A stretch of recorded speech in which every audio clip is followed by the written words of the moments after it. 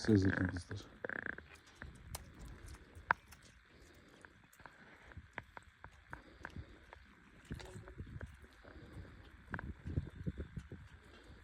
Uzun.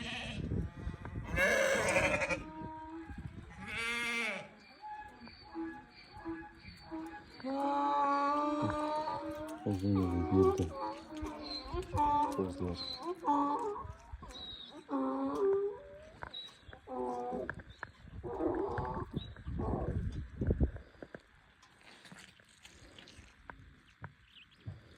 Uzun perili gence artık neyse kozlar.